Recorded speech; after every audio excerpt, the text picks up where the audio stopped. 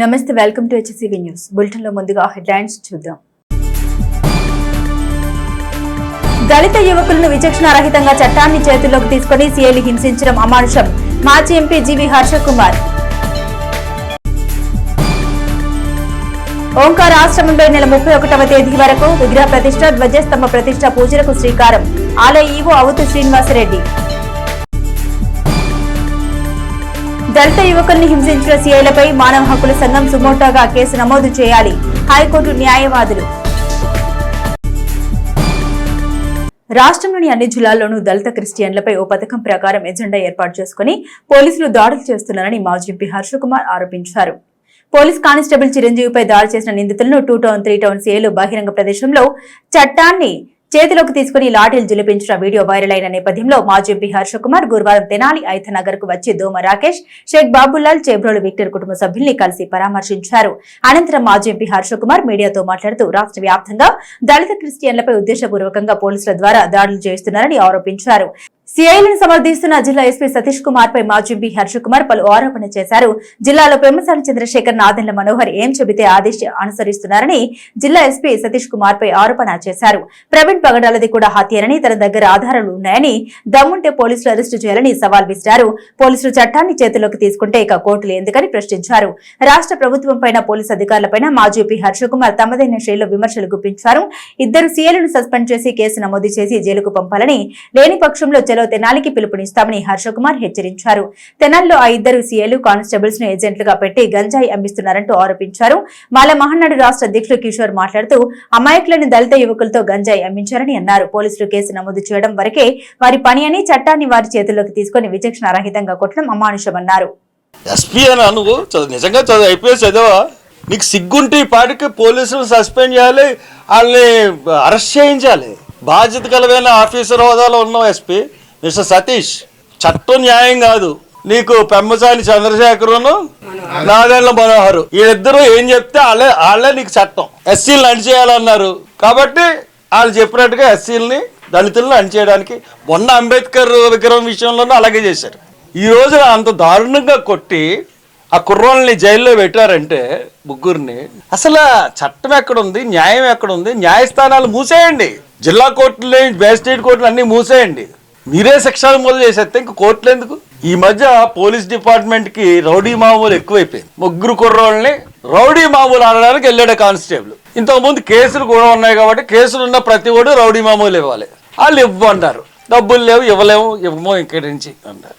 దానికి దొంగ కంప్లైంట్ పెట్టి సిఏ గారు వాళ్ళ పశువులా, జంతువులా, మనుషులా అన్నది అర్థం అవ్వలేదు. రాము నాయకున, రమేష్ అన్న సీఏలు. ఆ పశువులు కూడా అలా బిహేవ్ చేయవు.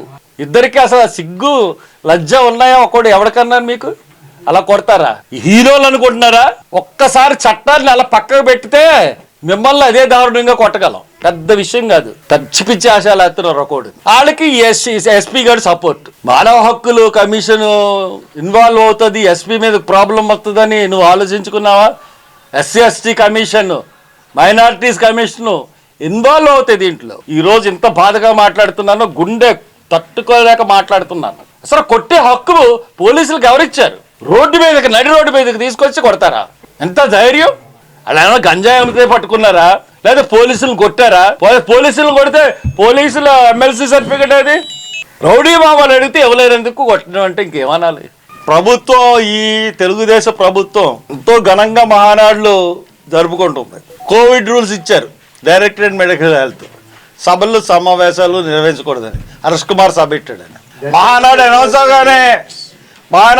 అవగానే విత్డ్రా చేసేసుకున్నారు. కుక్కను చంపాలంటే పిచ్చి కుక్కని ఎలా ముద్రేయాలో అట్లానే సభ్య సమాజానికి వీళ్ళు రౌడీ షీటర్లు, గంజాయి అమ్మేవాళ్ళు, పోకిరీలు, చైన్ స్నాచింగ్ చేసేవాళ్ళు అనేటువంటి ఒక ముద్ర వేసి మా దళిత బిడ్డల జీవితాలతో ఆడుకున్నటువంటి ఈ పోలీసు వ్యవస్థను చూస్తుంటే రాష్ట్ర వ్యాప్తంగా కూడా ప్రజలందరూ కూడా చేదరించుకుంటున్నారు, సిగ్గుపడుతున్నారు. 3 టౌన్ సిఏ ఎవరైతే రమేష్ ఉండారో, మీడియా మిత్రుల ద్వారా వారికి నాదొక సూటి ప్రశ్న. ఇదిగో రమేష్, నువ్వు సుమారు నెల క్రితం మా ఐతానగర్కి చెందినటువంటి దళిత యువకుణ్ణి గంజాయి కేసులో ఇరికిస్తాం, నీ జీవితం నాశనం చేస్తామని బెదిరించి వాళ్ళ కుటుంబాల సభ్యుల చేత నువ్వు ₹1,00,000 లంచంగా తీసుకోలేదా?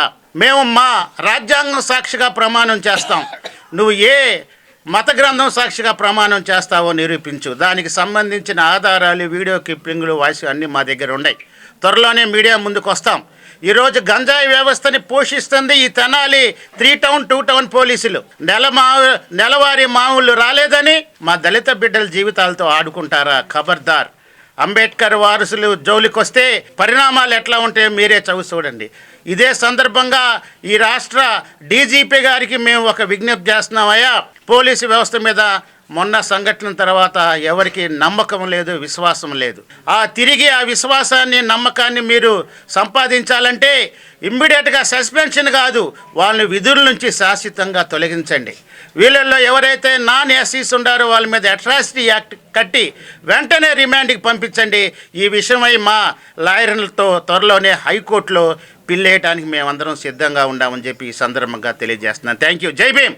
ఎస్పీ గారు మాట్లాడుతూ కానిస్టేబుల్ విధుల్లో ఉన్న కానిస్టేబుల్ని అడ్డగించారని, వాళ్ళని కొట్టారని అని చెప్పడం జరిగింది. పోలీస్ కానిస్టేబుల్ డ్యూటీ ఎక్కడంటే 1 టౌన్ కానిస్టేబుల్, ఇక్కడ 2 టౌన్కి వచ్చి వీళ్ళ దగ్గర రావాల్సిన పని ఏంటి? ఇంకొక విషయం ఏంటంటే ఆ పోలీస్ కానిస్టేబుల్ పేరేంటి? చిరంజీవి. ఆ చిరంజీవి అన్న కానిస్టేబుల్ ఫోన్పే అకౌంట్ని ఒక్కసారి పరిశీలించారు. ఎందువల్లంటే ఈ గంజాయి బ్యాచ్ దగ్గర అందరి దగ్గర కలెక్షన్ చేయడం, కేసులు ఉన్న దగ్గర కలెక్షన్ చేయడం, ఏదైనా పార్టీ జరుగుతుందంటే మైక్ పెడితే కలెక్షన్ చేయడం, అతని ఉద్యోగం అది. కలెక్షన్ ఏజెంట్ అతను, అంటే అన్ని స్టేషన్లోనూ కూడా కలెక్షన్ ఏజెంట్. అటువంటి వాడికి మన SP, the great SP Satish Babu IPS, ఆయన సపోర్ట్. ఇంకొక దారుణమైన విషయం ఏంటంటే ఆ కుర్రోడు రాకేష్ ఎక్స్రే చూశాను నేను. అతనికి కాలు ఇరిగిపోతే రాడ్ వేసారని చెప్పినా కానీ దారుణంగా, అతి దారుణంగా మీరు ఎలా కొట్టారు? ఒక అతనేమో, ఒక సీఏ ఏమో కాళ్ళ మీద నించుంటే ఇంకో సీఏ ఏమో పటా పటా పటా పటామని కొట్టాడు. అది ఎంత అంటే మానవత్వం అన్నది ఎక్కడ కనపడలేదు. ఇది చాలా దారుణం. ఈ విధంగా కొట్టారు కాబట్టి దీని మీద ఖచ్చితంగా స్పందించాల్సిన అవసరం ఉంది. న్యాయస్థానాలు అసలు సుమోటోగా తీసుకోవాలి. మాకు అందిన సమాచారం ప్రకారం తెనాలి పట్టణంలో గంజాయి సిండికేట్ నడుస్తుంది. ఇది స్వయాన 2 టౌన్ 3 టౌన్ సీఏలే కొంతమంది కానిస్టేబుల్ని గంజాయి ఏజెంట్లుగా పెట్టి, చిరంజీవి, మురళి తదితర కొంతమంది కానిస్టేబుల్ని పెట్టి అమాయకులైన దళిత యువకుల చేత గంజాయి అమ్మిస్తూ ఉన్నారు. ఇది వాస్తవం. అమ్మించిన డబ్బుల్లో కరెక్ట్గా కిస్తీలు కట్టలేదని, ఇన్స్టాల్మెంట్ పే చేయలేదని, పోలీసు వారినే మోసం చేస్తారని చెప్పి అతి దారుణంగా బజార్లోకి తీసుకొట్టిన దాన్ని మేము తీవ్రంగా ఖండిస్తూ ఉన్నాం. ఎవరైతే గంజాయి అమ్మిస్తున్నారో 2 టౌన్ 3 టౌన్ సీఏలు రమేష్ అండ్ రాము నాయక్, వీళ్ళిద్దరిని తక్షణమే ఎస్పీ గారు ఏందో వాళ్ళని కవర్ చేస్తున్నాడు. ఇది పోలీసు బాధ్యత. ఏంటంటే నేరం జరిగినప్పుడు ఎఫ్ఐఆర్ కట్టి రిమాండ్కి పంపించడం వరకే. న్యాయస్థానాల్ని, చట్టాలని చేతిలో చేసుకునే హక్కు పోలీసు వారికి లేదు. చట్టాన్ని ఉల్లంఘించి అతిక్రమించారు కాబట్టి వీళ్ళని సస్పెన్షన్ కాదు, వీళ్ళని సర్వీస్ నుంచి రిమూవ్ చేయాలని చెప్పేసి మేము డిమాండ్ చేస్తామన్నాం. Thank you. ఓంకారేశ్వర స్వామి, సర్వేశ్వర స్వామి పరివార దేవతల ప్రతిష్ట మహోత్సవ ఆగమ విధులలో నవశతాధిక ప్రతిష్టాపన ఆచార్య బ్రహ్మశ్రీ మామిళ్లపల్లి మృత్యుంజయ ప్రసాద్ ప్రతిష్ట మహోత్సవ పూజ కార్యక్రమాలను విఘ్నేశ్వర పూజతో ప్రారంభించారు. స్థానిక బుర్రిపాలెం రోడ్లోని పెట్రోల్ బంక్ సమీపాన గల ఓంకార ఆశ్రమ అభివృద్ధి పనులు అనంతరం ఓంకారేశ్వర స్వామి, సర్వేశ్వర స్వామి పరివార దేవతల ప్రతిష్ట మహోత్సవ కార్యక్రమాలు గురువారం నుండి శనివారం వరకు నిర్వహించనున్న నేపథ్యంలో పూజా కార్యక్రమాలను ప్రారంభించారు. ఆలయ ఈవో అవుతు శ్రీనివాసరెడ్డి ఓంకారాశ్రమంలో ప్రతిష్ట కార్యక్రమాల ప్రాధాన్యతను వివరించారు. శైవగమ పండితులు నవశతాధిక ప్రతిష్టాపన ఆచార్య మామిళ్లపల్లి మృత్యుంజయ ప్రసాద్ మీడియాతో మాట్లాడారు. శనివారం వరకు నిర్వహించిన కార్యక్రమాలను వివరించారు. విగ్రహ ప్రతిష్ట, ధ్వజస్తంభ ప్రతిష్ట, పరివార దేవతల ప్రతిష్ట కార్యక్రమాల్లో భక్తులు 50 మంది పాల్గొని ఓంకారేశ్వర స్వామి అనుగ్రహానికి పాత్రలు కావాల్సిందిగా కోరారు. ఈ కార్యక్రమంలో ఆలయ ఈవో అవుతు శ్రీనివాసరెడ్డి, అన్నదాన కమిటీ సభ్యులు పర్యవేక్షించారు. ఓంకారేశ్వర స్వామివారి దేవాలయము మరియు శర్వ సాల్వేశ్వర స్వామి దేవాలయము, నవగ్రహ మండపం తదితర పరివార దేవతా విగ్రహముల యొక్క ప్రతిష్టాపన కార్యక్రమం త్రయారంగ దీక్షతో ఈరోజు ఉదయం నుంచి గణపతి పూజతో ప్రారంభమైంది. మరి కొద్దిసేపట్లో దీక్షావతనములు మరియు బింబములు అన్నిటికీ కూడా అభిషేక కార్యక్రమం జరుగుతుంది.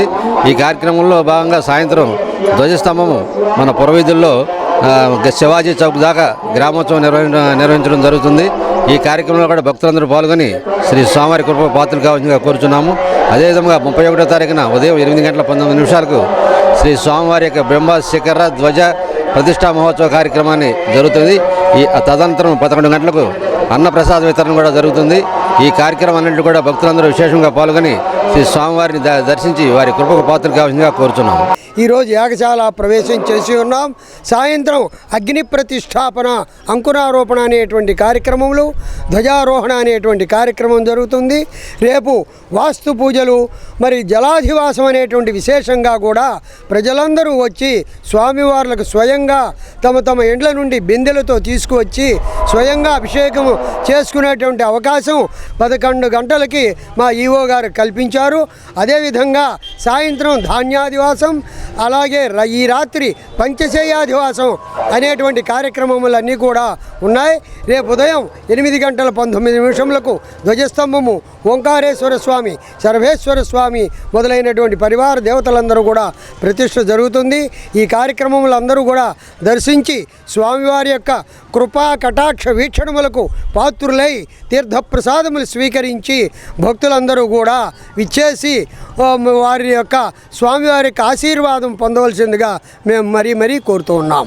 31వ తారీఖు స్వామివారి విగ్రహ ప్రతిష్ట, ధ్వజస్తంభ ప్రతిష్ట అన్ని కార్యక్రమాలు ఉన్నాయి కాబట్టి ప్రజలందరూ వచ్చి స్వామివారి అన్నదానం స్వీకరించి స్వామివారి కృపకు ప్రాప్తం కావాల్సిందిగా కోరుకుంటున్నాం. వైఎస్ఆర్ కాంగ్రెస్ పార్టీని సమస్తగతంగా క్షేత్రస్థాయిలో బలోపేతం చేసేందుకు చేపడుతున్న మార్పులు చేర్పుల క్రమంలో పట్టణ వైఎస్ఆర్ కాంగ్రెస్ పార్టీ అధ్యక్షుడిగా మరలా దేశు శ్రీనివాసరావుకు అవకాశం లభించింది. స్థానిక వైఎస్ఆర్ కాంగ్రెస్ పార్టీ కార్యాలయంలో గురువారం పట్టణ పార్టీ అధ్యక్షులుగా నియమితులైన దేశు శ్రీనివాసరావు నియోజకవర్గ సమన్వయకర్త మాజీ ఎమ్మెల్యే అన్నబత్తుని శివకుమార్ మర్యాదపూర్వకంగా కలిశారు. ఈ సందర్భంగా దేశు శ్రీనివాసరావును మాజీ ఎమ్మెల్యే అన్నబత్తుని శివకుమార్ ప్రత్యేకంగా అభినందించారు. పరస్పర అభినందన అనంతరం పట్టణ పార్టీ అధ్యక్షులుగా నియమితులైన దేశు శ్రీనివాసరావు మాట్లాడారు. పార్టీని క్షేత్రస్థాయి నుండి బలోపేతం చేస్తామని, 2029 ఎన్నికల నాటికి 50,000 మెజార్టీ సాధించే విధంగా సమిష్టిగా కృషి చేస్తామన్నారు. పలువురు పార్టీ నాయకులు దేశ శ్రీనివాసరావు నియామకం పట్ల మీడియా ముఖంగా అభినందన తెలిపారు. ఈ కార్యక్రమంలో మద్దాలి శేషాచలం, గుడవర్తి సాయి, హరిరామ్, గొల్ల గురునాథ గుప్తా, గుండా రామకోటేశ్వరరావు, కనమర్లపూడి సుబ్రహ్మణ్యం, పొత్తూరి రాఘవ, చుండూరు సాయి, గ్రంథి విశ్వేశ్వరరావు, భాస్కరన్ లక్ష్మీనారాయణ, గ్రంథి మాధవరావు, అన్నవరపు నరసింహారావు తదితరులు పాల్గొన్నారు. మొత్తం టౌన్ మొత్తానికి కూడా టౌన్ ప్రెసిడెంట్గా మళ్ళీ అవకాశం ఇచ్చింది. మరి అది ఈరోజు మన దేశ శ్రీనివాస్ గారికి మనం వైశ్య కమ్యూనిటీ తరఫున అందరం కూడా శుభాకాంక్షలు చెప్తూ మన ఎమ్మెల్యే గారికి కృతజ్ఞతలు చెప్తాం. పార్టీ నిర్ణయం ప్రకారం మన దేశ శ్రీనివాస్ గారు టౌన్ ప్రెసిడెంట్గా ఇచ్చినారు. చాలా సంతోషంగా ఉంది. పార్టీ కష్టకాలంలో ఉన్నప్పుడు మొదట్లో 2014 నుంచి 19 వరకు, 14 నుంచి 24 వరకు కూడా బాగా పనిచేశారు. మళ్ళీ అలాగే రాబోయే రోజుల్లో కూడా ఈ పార్టీని తీసుకురావాలని కోరుకుంటూ సెలవు తీసుకున్నాం. శివకుమార్ గారు దేశ శ్రీనివాసరావు గారి నమ్మకంతో మళ్ళీ తెనాలి పట్టణంలో వైఎస్ఆర్సీపీ పార్టీ విజయబావుట ఎగరవేయాలని ఆశిస్తూ మన ఆర్యవైశ్య సోదరుడుగా దేశ శ్రీనివాసరావు గారికి ఈ పార్టీ పట్టణ అధ్యక్షుడిగా ఆ అవకాశం ఇవ్వడం జరిగింది. రాబోయే రోజుల్లో మన జయం ఏంటి? ప్రజలకి అందుబాటులో ఉండి అన్ని కూడా ఎవరికి కూడా ఏ కష్టం రాకుండా సస్యశ్యామలంగా పరిపాలించేటువంటి ఉద్దేశంతో స్టేట్ లో జగన్మోహన్ రెడ్డి గారు కానీ, తెనాల్లో 5 సంవత్సరాల 19 నుంచి 24 వరకు కూడా ఎలాంటి సంఘటనలు, ఎలాంటి విపత్తులు, ఎలాంటి ఘర్షణలు తావు లేకుండా పరిపాలన చేసినటువంటి అన్నాపతిని శివకుమార్ గారి సారథ్యంలో మళ్ళా రాబోయే రోజుల్లో కూడా అదే పరిపాలన అందిస్తామని చెప్పి, దానికి మనం అన్ని వేళలా అన్ని రకాలుగా కూడా కృషి చేస్తామని చెప్పి, కేవలం మనం అంతకుముందు ఏం చేశామో ప్రజలందరూ కూడా గుర్తుపెట్టుకున్నారు.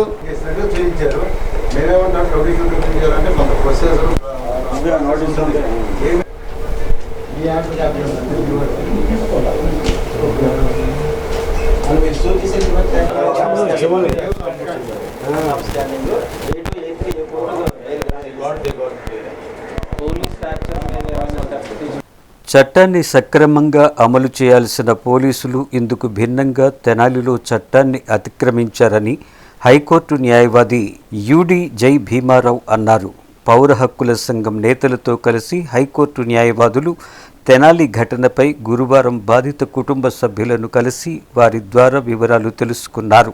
అనంతరం న్యాయవాదులు మీడియాతో మాట్లాడారు. జై భీమారావు మాట్లాడుతూ పోలీసులు అమానుషంగా వ్యవహరించారన్నారు. చట్టాలు అతిక్రమణను న్యాయ వ్యవస్థ సహించబోదన్నారు. ఘటన వెనుక బలమైన కారణాలు ఉన్నాయని, వాటన్నిటినీ సమీక్షించి బాధితులకు న్యాయం జరిగేలా వ్యవహరిస్తామన్నారు. పౌర హక్కుల సంఘం రాష్ట్ర ఉపాధ్యక్షులు శ్రీమన్నారాయణ మాట్లాడుతూ చట్టాన్ని చేతిలోకి తీసుకుని పోలీసులు దళిత యువకులపై దాడి చేయడం సమాజానికి అత్యంత ప్రమాదకరమన్నారు. న్యాయ వ్యవస్థ చేయాల్సిన పనిని పోలీసులు అమలు చేయడం పౌర హక్కుల సంఘం తీవ్రంగా ఖండిస్తుందన్నారు. నిందితులపై కేసు నమోదు చేసి రిమాండ్కు పంపించడం వరకే పోలీసుల విధి అని, నేరం రుజువైతే శిక్షించాల్సింది కోర్టులన్నారు. ఇలాంటి ఘటనపై పౌర సమాజం కూడా స్పందించాలన్నారు. భారత ప్రజా న్యాయవాదుల సంఘం ప్రతినిధి హైకోర్టు న్యాయవాది డి సురేష్ కుమార్ మాట్లాడుతూ ఆధిపత్య సామాజిక వర్గాలకు అనుకూలంగా పోలీసులు ఇలాంటి చర్యలకు పాల్పడుతున్నారని ఆరోపించారు. ఈ ఘటనపై మానవ హక్కుల సంఘం స్పందించి సుమోటోగా స్వీకరించి చర్యలు తీసుకోవాలన్నారు. అదేవిధంగా రాష్ట్ర ముఖ్యమంత్రి, హోంమంత్రి కూడా ఇలాంటి ఘటనలు పునరావృతం కాకుండా చర్యలు తీసుకోవాలని డిమాండ్ చేశారు. కార్యక్రమంలో పౌర హక్కుల సంఘం రాష్ట్ర నాయకులు కెవి రత్నం, బాధిత కుటుంబ సభ్యులు ఉన్నారు. మేము మాటల్లో తెలుసుకుంది ఏమిటంటే దీని వెనకాల కుట్రపూరితమైనటువంటి అంశాలు కూడా ఉన్నాయని, వీళ్ళని ఇలా చిత్రహింసలు చేయటంలో కారణమైనటువంటి అంశాలు దీని వెనకాల చాలా ఉన్నాయని, అంచేత ఇది ఉద్దేశపూర్వకంగా ఒక దాడి రూపంలో చేసినటువంటి అంశంగా మేము చూస్తూ ఉన్నాం. ఇంకొకటి ఏంటంటే పోలీసులు తమ చట్టాలను అతిక్రమించి ఈ రకంగా హింసించటం అనేటువంటిది ఇది ఏ కాలంలో ఉన్నాం అనేటువంటి అంశాన్ని తెలియజేస్తూ ఉంది.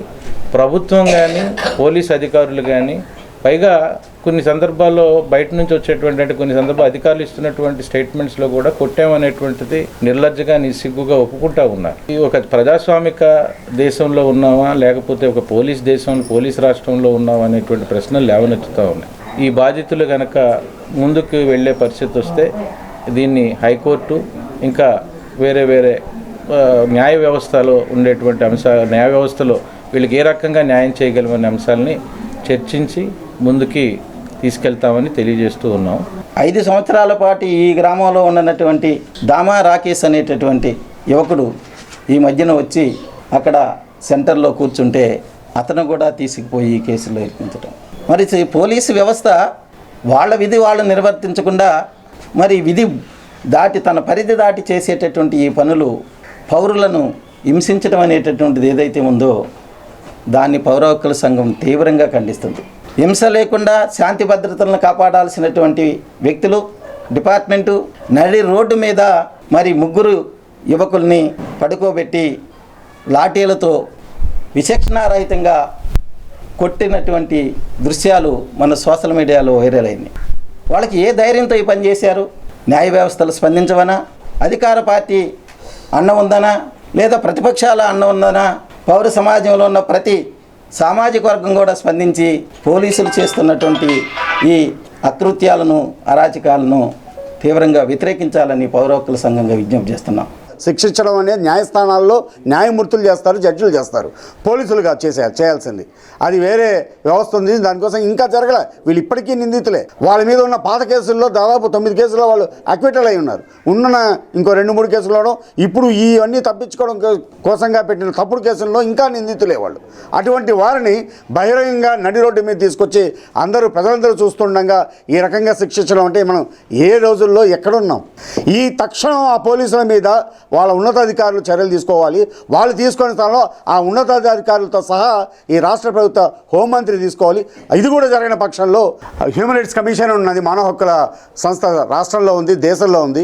దళితుల కోసంగా national human commission for schedule caste rights అని చెప్పి ఉన్నది. ఈ సంస్థలన్నీ కూడా స్పందించాల్సిన, సుమోటోగా తీసుకొని స్పందించాల్సిన అవసరం ఉంది. ఇన్ని నేరాలు పోలీసులు చేశారు. ఇవి వాళ్ళ మీద ఉన్న ఆరోపణలు చేసిన నేరాల కన్నా ఇంకా తీవ్రమైనది. బహిరంగంగా ఒక అతను ఒక కర్ర ఇస్తుంటే కాళ్ళ మీద పదే వాళ్ళు బాధపడుతుంటే కొట్టంటే వీళ్ళు మనుషుల, ఆ పోలీసులు పశువుల పోలీసుల అని అడగదలుచుకున్నాం మేము. రాష్ట్ర ప్రభుత్వం అంతర్జాతీయ యోగా దినోత్సవం ప్రతిష్టాత్మకంగా నిర్వహించనున్న నేపథ్యంలో యోగా ఆవశ్యకతను పెంచే పోటీలను ఏర్పాటు చేస్తున్నట్లు మున్సిపల్ కమిషనర్ బి శేషన్న పేర్కొన్నారు. పురపాలక సంఘ కార్యాలయంలో కమిషనర్ బి శేషన్న గురువారం మీడియాతో మాట్లాడారు. జూన్ 21వ తేదీన అంతర్జాతీయ యోగా దినోత్సవాన్ని పురస్కరించుకుని విశాఖపట్నంలో నిర్వహించే యోగా డే కార్యక్రమానికి దేశ ప్రధాని నరేంద్ర మోదీ వేంచేస్తున్నారని అన్నారు. రాష్ట్ర ప్రభుత్వం యోగా ఆవశ్యకతను క్షేత్రస్థాయిలోకి తీసుకెళ్లే కార్యాచరణలో భాగంగా యోగాంధ్ర కార్యక్రమాన్ని చేపట్టిందని అన్నారు. ఇందులో భాగంగా ఈ నెల 30వ తేదీ శుక్రవారం పట్టణంలో యోగా పోటీలు నిర్వహించనున్నట్టు తెలిపారు. 1 నుండి 22 వార్డుల పరిధిలో రామకృష్ణ కవి కళాక్షేత్రంలో యోగా పోటీలు ఉంటాయని, 22 నుండి 40 వార్డుల పరిధిలో SLS ఫంక్షన్ హాల్లో యోగా యోగా పోటీలు నిర్వహించనున్నట్టు తెలిపారు. యోగా ఆవశ్యకతను వివరించే పలు అంశాల్లో పోటీలకు ప్రాధాన్యత కల్పించనున్నట్టు తెలిపారు. ప్రథమ, ద్వితీయ, తృతీయ బహుమతులను కూడా ఇవ్వనున్నట్లు పోటీల కార్యాచరణను వివరించారు. ఫస్ట్ మండల్ లెవెల్లో ట్రైనర్స్ను ఐడెంటిఫై చేసి వాళ్ళకు ఈ నెల 24-25 ట్రైనింగ్లు ఇచ్చాం. అదేవిధంగా సెక్రటరీ స్థాయిలో ట్రైనింగ్స్ ఎవరైతే ఇస్తారో వాళ్ళకు 27వ తారీఖు నుంచి నెలాఖరు వరకు ట్రైనింగ్స్ ఇస్తూ ఉన్నాం. రేపటి దినాన శుక్రవారం నాడు ఉదయం 7:30 గంటల నుంచి Kalakshetram and SLS hall function hall నందు యోగా కాంపిటీషన్స్ పెడుతున్నాం. దీనికి అందరూ ఆహ్వానితులే. యోగా గురించి సాంగ్ కానీ, యోగా ఆసనాలు వేయటం కానీ, యోగా గురించి డ్యాన్స్ ప్రోగ్రాంలు కానీ, SES కానీ ఇలాంటివన్నీ కూడా రేపు రామకృష్ణ కళాక్షేత్రం నందు 1 నుంచి 22 వార్డులకు సంబంధించిన వాళ్ళకు రామకృష్ణ కళాక్షేత్రం నందు, అలాగే 22 నుంచి 40 వార్డులకు సంబంధించిన వాళ్ళకు SLS హాల్ ఏదైతుందో మన ఫ్లైఓవర్ దగ్గర ఉంది ఫంక్షన్ హాల్. ఆ ఫంక్షన్ హాల్ నందు 22 నుంచి 40 వార్డులకు సంబంధించిన వాళ్ళకు అక్కడికి వస్తే ఇంకా యోగా సంబంధించిన ఆ కాంపిటీషన్స్ ఉంటాయి. సో ఈ కార్యక్రమంలో విరివిగా అందరూ వచ్చి మీ యొక్క ఆ ప్రతిభను అక్కడ ప్రదర్శిస్తే కనుక ఫస్ట్, సెకండ్, థర్డ్ అని చెప్పేసి విన్నర్స్ను ఐడెంటిఫై చేస్తాం. ఏపీఎస్ఆర్టీసీ ప్రజలకు మరింత మెరుగైన సేవలు చేసే దిశగా సర్వీస్ కండక్టర్ ద్వారా మీ పార్సల్స్ అదే రోజు గమ్యస్థానానికి చేర్చే కార్యక్రమాన్ని జూన్ 1వ తేదీ నుండి ప్రారంభిస్తున్నట్లు ఆర్టీసీ డిపో మేనేజర్ రాజశేఖర్ పేర్కొన్నారు. స్థానిక ఆర్టీసీ డిపోలోని తమ కార్యాలయంలో గురువారం డిపో మేనేజర్ రాజశేఖర్ మీడియాతో మాట్లాడుతూ 2016లో ఏపీఎస్ఆర్టీసీ ప్రవేశపెట్టిన కార్గో సేవలకు మంచి గుర్తింపు లభించిందని తెలిపారు. అదేవిధంగా 75 కిలోమీటర్ల నుండి 500 కిలోమీటర్ల లోపు దూరానికి సర్వీస్ కండక్టర్ ద్వారా 1/4 కిలో నుండి 5 కిలోల వరకు బరువు గల పార్సెల్ కండక్టర్ ద్వారా గమ్యానికి సురక్షితంగా పార్సెల్ చేరవేసే సర్వీస్ ను ప్రారంభిస్తున్నట్టు తెలిపారు. తెనాలి నుండి విజయవాడకు 1/4 కేజీ బరువు గల పార్సెల్ కండక్టర్ ద్వారా గమ్యానికి చేర్చేందుకు ₹60 ఛార్జ్ వసూలు చేయడం జరుగుతుందన్నారు. త్వరితగతిన ఆర్టీసీ సర్వీస్ కండక్టర్ ద్వారా అందించే పార్సల్ సేవలను ప్రజలు ఆదరించాలని కోరారు. పార్సల్ కానీ లగేజ్ కానీ 5 కిలోల లోపులు ఉంటే సర్వీస్ కండక్టర్ ద్వారా మాత్రం ఒక ప్లేస్ నుంచి ఇంకో ప్లేస్కి రవాణా చేయడం జరుగుతూ ఉంది. అంటే మీరు రాకుండానే సపోజ్ ఒక సరుకుని ఏదైనా పాయింట్లో మీరు కండక్టర్ గారి దగ్గర వచ్చి 75 కిలోమీటర్ల లోపల కేవలం ₹80 మాత్రమే 5 కేజీల వరకు మేము కండక్టర్ ద్వారా మీకు అదే రోజు ఆ సర్వీస్ అడ్డేపు వెళ్తే ఆ కండక్టర్ దగ్గర నుంచి మీరు ఆ వస్తువుని కానీ ఆ సర్వీస్ని కానీ మీరు తీసుకోవచ్చు. ఇది మొట్టమొదటిసారిగా ఏపీఎస్ఆర్టీసీ ప్రయాణికులు ఇంకా మెరుగైన సర్వీసు అందించాలనే ఒక ప్రధాన లక్ష్యంతో మీరందరికీ దగ్గర చేరువవ్వాలి. అప్ టు 500 కిలోమీటర్ వరకు కండక్టర్ డ్రైవర్ ద్వారా మన సర్వీసు చేయడం జరుగుతుంది. దీనిలో భాగంగా మన గుంటూరు జిల్లాని మోడల్ జిల్లాగా హెడ్ ఆఫీస్ వాళ్ళు ఎన్నుకోవడం జరిగింది. దానిలో భాగంగా 1వ తారీఖు నుంచి మన తెనాలి డూప్లో అన్ని రూట్లలో అంటే 142 గ్రామ ప్రజలకి మరియు నాన్ స్టాప్ సర్వీస్ ప్రజలకి అందరికీ మన ఈ సౌకర్యాన్ని కల్పించడం జరుగుతుంది. అదేవిధంగా ఈ సమ్మర్లో మరీ ముఖ్యంగా మన తెనాలి ఏరియా నుండి మామిడిపళ్ళు అన్ని ఏరియాలకి తిరుపతి కానీ, బెంగళూరు కానీ, విశాఖపట్నం కానీ, హైదరాబాద్ కానీ అదే వివిధ ప్రాంతాలకి వెళ్ళే అవకాశం ఉంది. కాబట్టి మీరు వెంటనే 5 కేజీల లోపల ఉన్న బాక్స్నిచ్చి కేవలం ₹80 చెల్లించి మీ గమ్యస్థానానికి డ్యామేజ్ అవ్వకుండా ఎక్కడ డిలే లేకుండా మీరు ఎవరికైతే పంపించదలుచుకున్నారో వారి దగ్గరికి వెళ్ళిపోతుంది. కాబట్టి అవకాశాన్ని ప్రజలందరూ వినియోగించుకొని ఆర్టీసీని ఆదరిస్తారని మనస్ఫూర్తి కోరుకుంటూ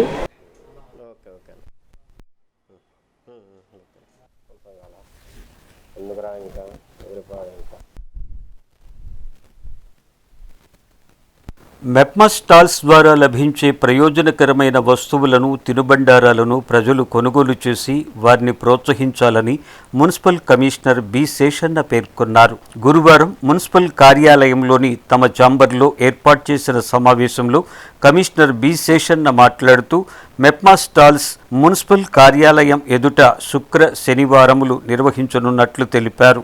మహిళా సాధికారత దిశగా ప్రభుత్వం స్వయం సహాయక మహిళా సంఘాలను ప్రోత్సహిస్తోందని, ప్రజలు కూడా మెప్మా మహిళల ఉత్పత్తులను కొనుగోలు చేసి వారి ఉన్నతికి ప్రోత్సహించాలని కోరారు. మెప్మా వాళ్ళ ద్వారా, పొదుపు సంఘాల వాళ్ళ ద్వారా మున్సిపల్ ఆఫీస్కి ఎదురున్నటువంటి రోడ్డు దగ్గర మెప్మా స్ట్రీట్ అనేసి ఒకటి ఏర్పాటు చేస్తున్నాం. ఇది ప్రతి నెల అవుతూ ఉంది. ఈ నెలలో కూడా రేపు ఎల్లుండి యొక్క రెగ్యులర్ జరిగే ప్లేస్ ఏది ఉందో అక్కడ పెడుతున్నాం కాబట్టి అక్కడ వివిధ గ్రూపుల వాళ్ళు వాళ్ళ ఇళ్ళల్లో తయారైనటువంటి రకరకాల ఫుడ్ ఐటమ్స్ కానీ లేకపోతే ఇంకా డెకరేటివ్ ఐటమ్స్ కానీ సో మున్సిపల్ ఆఫీస్కి ఎదురుగా పెట్టేటువంటి యొక్క స్ట్రీట్ ఏది ఉందో అన్నీ కూడా క్వాలిటీ ఉంటాయి, సరసమైనటువంటి రేట్లకు ఉంటాయి. కాబట్టి మన యొక్క సంఘాల సమయం స్త్రీలు చేసేటువంటి ఆర్టికల్స్ను మీరు విరివిగా కొని వాటికి వారందరికీ కూడా సపోర్ట్ చేయాల్సి కోరుతున్నాం. ఇవి బులెటిన్ అప్డేట్స్. మరిన్ని అప్డేట్స్ కోసం చూస్తూనే ఉండండి HCB న్యూస్. దళిత యువకులను విచక్షణారహితంగా చట్టాన్ని చేతుల్లోకి తీసుకుని సీఐలు హింసించడం అమానుషం. మాజీ ఎంపీ జీవి హర్షకుమార్. ఓంకార ఆశ్రమంలో నెల 31వ తేదీ వరకు విగ్రహ ప్రతిష్ట, ధ్వజస్తంభ ప్రతిష్ట పూజలకు శ్రీకారం. ఆలయ ఈవో అవుతు శ్రీనివాసరెడ్డి. దళిత యువకుల్ని హింసించిన సీఐలపై మానవ హక్కుల సంఘం సుమోటోగా కేసు నమోదు చేయాలి. హైకోర్టు న్యాయవాదులు. బులెటిన్ ముగించే ముందు హెడ్లైన్స్ మరోసారి.